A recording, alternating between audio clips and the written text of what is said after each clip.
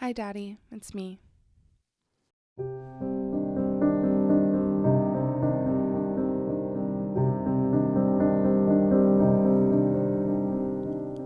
Dad, Mom sent me a number of photos from us the other day.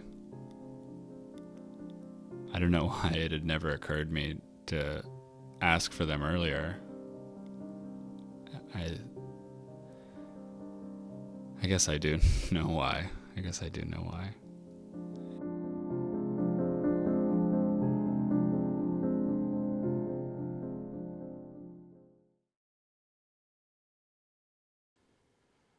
There are so many things that I want to tell you. Like, I'm sorry that I still don't have my driver's license. It's embarrassing. But I'm living in California now, and I think I'm going to be here a while, so I need to solve that problem sooner rather than later. And even though it's taken more than a decade for me to get a handle on this, I'm so grateful that you pushed me so hard, and I want you to know that my failure to become a licensed driver before the age of 28 does not have anything to do with any effort on your part. It's totally a personal problem. It wasn't plan A, but I promise I'll do it before I'm 30. And anyway, you always taught me to have plans through E or F. I don't know, there's lots of things, little things like I can't find the blue jean jacket you gave me. I spent 2 hours yesterday trying to track it down, but from my detective work, the photo trail goes cold in mid-2018. And I asked all my friends, but none of them say they have it at their houses.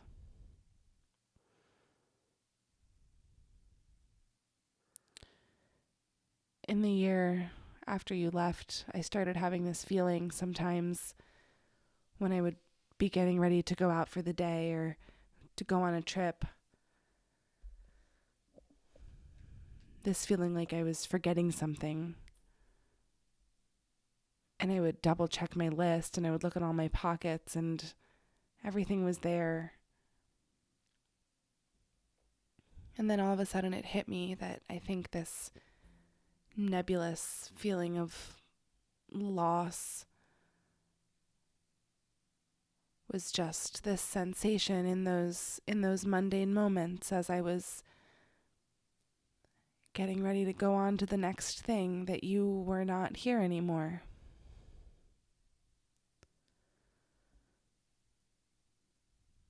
I miss our conversations. I miss talking about everything with you.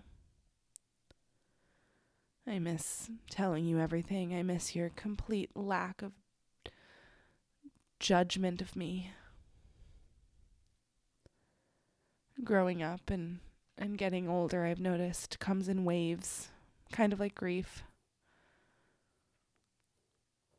And I wish that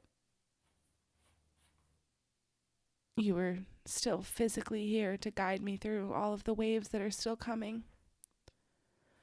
I still think sometimes that there's going to be some moment where all of the knowledge of adulthood gets bestowed upon me, that there's some manual I'm missing out on, some set of rules that other people are operating by, and I don't know. And I know that's not how it works, but talking to you always made me feel like I had things figured out and I was going in the right direction, and it's difficult to be that for myself. I think a lot about how my natural inclination, or maybe it's a learned behavior, I don't know, but I look for silver linings. I think I'm often really quick to find all of the ways that losing you has made me stronger or tougher. But maybe sometimes finding the lesson comes at the expense of just sitting with the feelings, and that's something I think I could be better at, or at least navigate with more balance, because I don't think that better versus worse is really the way to think about it. I just think that sometimes I'm so interested in moving forward and pushing through and getting on with things that the coping knocks the processing out of the way. I miss you. I love you a lot.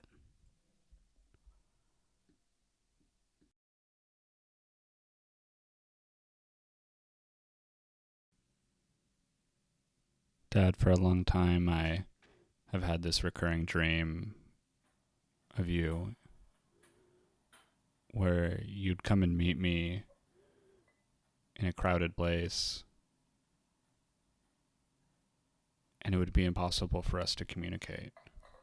You couldn't talk. You'd look at me kind of sadly, and I'd look at you. Pain and longing in my eyes. And it was like, even though we were in this space together, there was an eternity that separated us, some insuperable barrier that held us apart. I dreamed a different version of that dream the other night. We spoke, but I'm not sure if it was happy. You were staying in the Best Western over near our old house on Tilden, on Sepulveda. And you came back. It was as if you had never died, as if you had never been gone, as if it was actually all fake. It was all a farce. And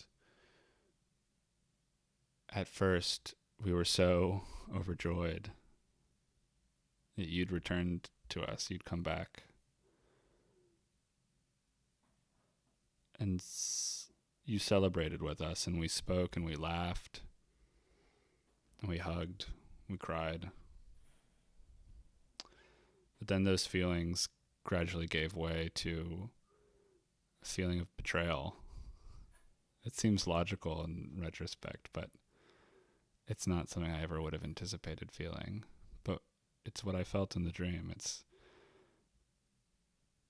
And I was angry. I was very angry. I remember yelling at you. How could you have done this to us? How could you have gone away for all these years, hid yourself from us? What had you been doing while we suffered nearby? How could you have let us suffer like that?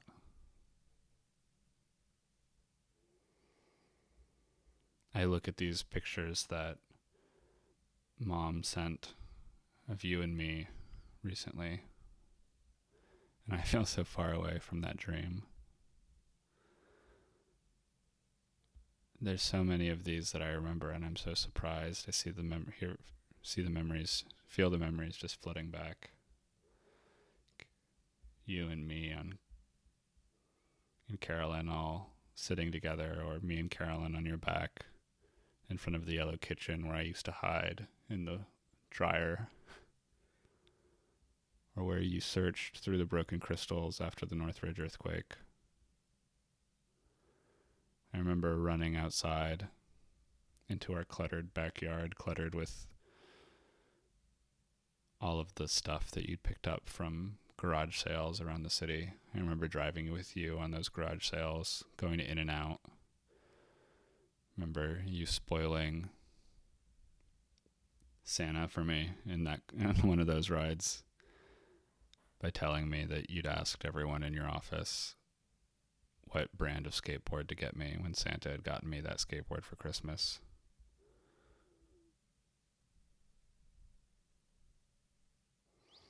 Those feelings of happiness and gratitude, have felt so far away from those most of my life.